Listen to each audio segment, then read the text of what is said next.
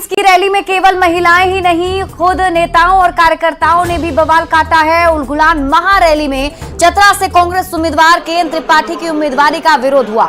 India alliance के नेता आपस में ही भिड़ गए। समर्थकों के बीच जमकर कुर्सियां भी चली।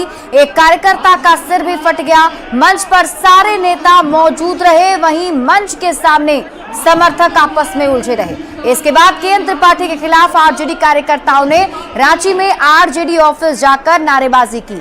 उलगुलान महारैली में हंगामे के बाद जमकर बवाल हुआ।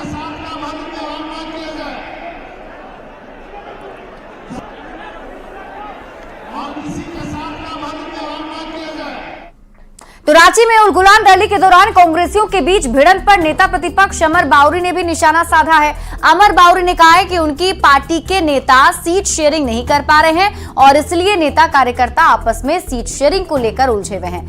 अमर बाउरी ने कहा है कि सब जानते हैं कि पीएम मोदी आ गए हैं और भ्रष्टाचारियों को छोड़ने वाले नहीं हैं, इसलिए अब सभी एक दूसरे के ही जानी दुश्मन बन गए हैं।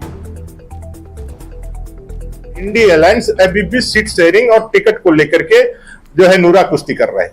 अभी एक वीडियो आया है जिसमें सीट शेयरिंग के लिए सभी कार्यकर्ता, चूंकि उनके नेता तो कर नहीं पा रहे हैं, तो कार्यकर्ता अपने से कुर्सियां लेकर के सीट शेयरिंग चालू की है। बहुत वायरल हुआ पड़ा है, सब लोग एक दूसरे पे कुर्सियां चला रहे हैं।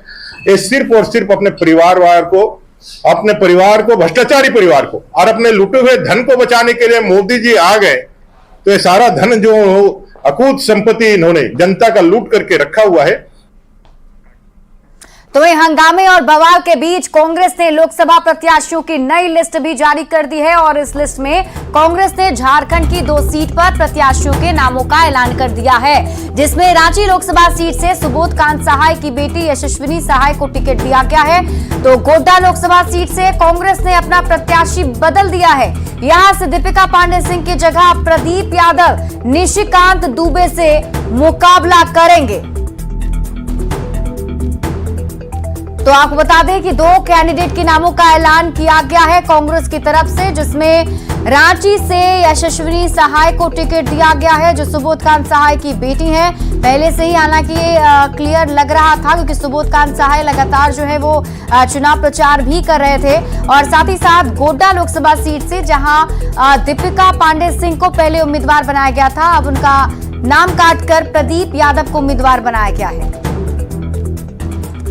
और अब आप प्रदीप यादव के बारे में जान लीजिए। प्रदीप यादव पिछली लोकसभा चुनाव में जेवीएम की टिकट से गोड्डा से चुनाव लड़े थे और इसके बाद जेवीएम का बीजेपी में विलय हो गया। तब प्रदीप यादव ने कांग्रेस का दामन थाम लिया था। उन्होंने अपने राजनीतिक जीवन की शुरुआत एक छात्र नेता के रूप में की थी और भारतीय जनता पार्टी के सदस्य बने थे। 2007 में भारतीय जनता पार्टी छोड़ दी और झारखंड विकास मोर्चा प्रजातांत्रिक में शामिल हो गए थे।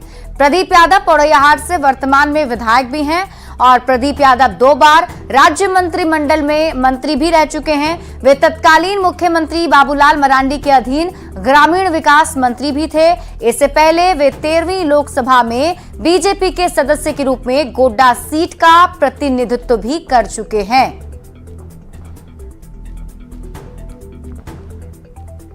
तो वहीं कांग्रेस ने रांची लोकसभा सीट से यशस्विनी सहाय को उम्मीदवार बनाया है, जिनका सीधा मुकाबला बीजेपी सांसद संजय सेठ से होगा। आपको बता दें 14 लोकसभा सीटों वाले झारखंड में 4थे, 5वें, 6ठे और 7वें चरण में मतदान होना है, जिसमें यशस्विनी सहाय रांची से कांग्रेस की उम्मीदवार बनाई गई हैं, जो सुबोध कांत सहाय की बेटी हैं।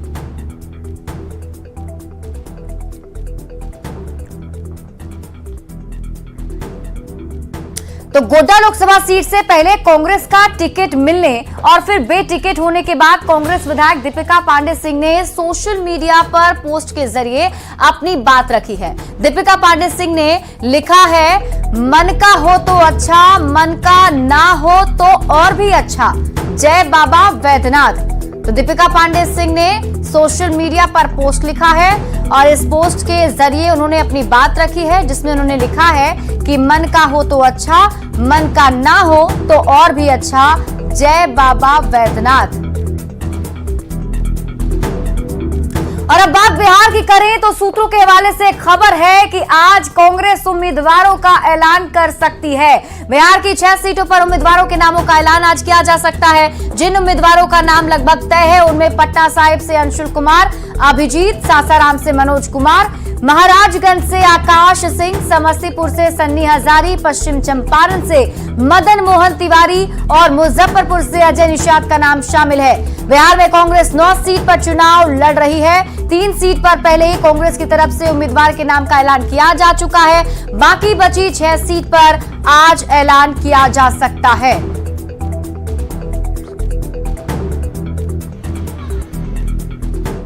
खबरों में बढ़ते हैं आगे और देखिए बिहार में आज धुआंधार चुनाव प्रचार का दिन है। आज सीएम नीतीश कुमार जहां ताबड़तोड़ चुनावी रैली करने वाले हैं, तो आज बताया जा रहा है कि 4 जनसभा को संबोधित करेंगे मुख्यमंत्री नीतीश कुमार, जिसमें सबसे पहले बांका जाएंगे। बांका में नीतीश कुमार की 2 चुनावी सभा होने वाली है। इसके बाद फिर भागलपुर पहुंचेंगे। भागलपुर और किशनगंज में भी सीएम नीतीश कुमार की चुनावी सभा होगी। बांका में गिरधारी यादव के पक्ष में जनसभा करेंगे, तो भागलपुर में अजय मंडल के पक्ष में प्रचार किया जाएगा। किशनगंज में मुजाहिद आलम के पक्ष में प्रचार होगा और एनडीए उम्मीदवार के लिए वोट की अपील करेंगे। तो बिहार में आज कई दलों के नेता दूसरे चरण के चुनाव प्रचार को रफ्तार देने के लिए जगह जगह सभा और रैली भी करेंगे। मुख्यमंत्री नीतीश कुमार आज बांका, भागलपुर और किशनगंज में एनडीए उम्मीदवारों के पक्ष में प्रचार करेंगे, तो नेता प्रतिपक्ष तेजस्वी यादव भी बांका, पूर्णिया और किशनगंज में प्रचार करने वाले हैं। आज एआईएमआईएम अध्यक्ष असदुद्दीन ओवैसी भी आए और किशनगंज में अख्तरुल इमान के पक्ष में चुनावी सभा को संबोधित किया। बता दें कि दूसरे चरण के चुनाव को लेकर आज किशनगंज में दिग्गज नेताओं का जमावड़ा लगने वाला है।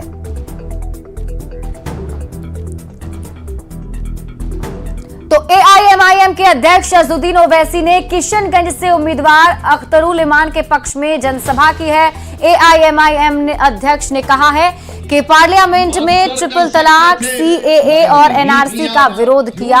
साथ ही उन्होंने कांग्रेस और जेडीयू के उम्मीदवार पर भी हमला करते हुए कहा कि वो दोनों भरी सभा में बाबरी मस्जिद जिंदाबाद नहीं बोल सकते, क्योंकि जेडीयू उम्मीदवार मास्टर मुजाहिद का मास्टर तो मोदी है।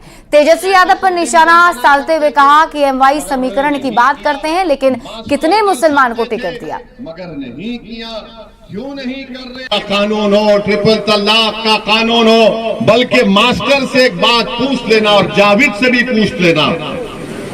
पिछला पार्लियामेंट का आखिरी सेशन था तो हुकूमत नरेंद्र मोदी की ने पूछा कि 22 जनवरी को बड़ा तारीखी काम हुआ था, कोई तकरीर नहीं कर सका जो हम बेबाकी के साथ बता दिए। हमने पार्लियामेंट में खड़े होकर कहा था, ये जावेद और मास्टर को चैलेंज कर रहा हूं, तुम इस चुनाव में खड़े होकर बोलो बाबरी मस्जिद जिंदाबाद, बाबरी मस्जिद जिंदाबाद, बाबरी मस्जिद जिंदाबाद। रविवार को कटिहार आए गृह मंत्री अमित शाह ने एक बार फिर से आरजेडी पर हमला बोला और अमित शाह ने कहा कि लालू प्रसाद बिहार में जंगल राज लेकर आए। अब तेजस्वी यादव ने गृह मंत्री अमित शाह के जंगल राज वाले बयान पर निशाना साधा है। तेजस्वी यादव ने अमित शाह को सलाह दी कि वो सत्तू पिए, जिससे उनका शरीर ठंडा और दिमाग भी शांत रहेगा। अमित शाह कह रहे हैं कि जंगल राज वापस आ जाएगा। अरे अमित शाह जी आए बिहार तो सत्तू पिए, सत्तू पीने से शरीर ठंडा और दिमाग शांत रहता है और बिहार के बारे में ज्यादा जानकारी प्राप्त कर सकते हैं ठंडे दिमाग। रांची में उलगुलान रैली में तेजस्वी यादव ने बीजेपी पर जमकर हमला बोला और इस दौरान तेजस्वी यादव ने गीत गाकर केंद्र सरकार पर वार किया है। कल्पना जी बोल रही थी भैया एक गाना गा दीजिएगा, आप लोग लेकिन एक साथ गाओगे मेरे? बताइए, हाथ उठा के बताइए। मोदी जी को सुनाई देना चाहिए। तुम तो धोखेबाज हो, वादा करके भूल जाते हो, रोज रोज मोदी जी तुम ऐसा करोगे, रोज रोज मोदी जी तुम झूठ बोलोगे, जनता जो रूठ गई फिर हाथ मलोगे। अरे तुम तो धोखेबाज हो, वादा करके भूल जाते हो। तो ये धोखेबाज लोग हैं, इनके झांसे में मत आइएगा। कल्पना जी बोल रही थी भैया एक गाना गा दीजिएगा। बात करते हैं गर्मी के कहर की। इन दिनों बिहार भीषण गर्मी और लू की चपेट में है। मौसम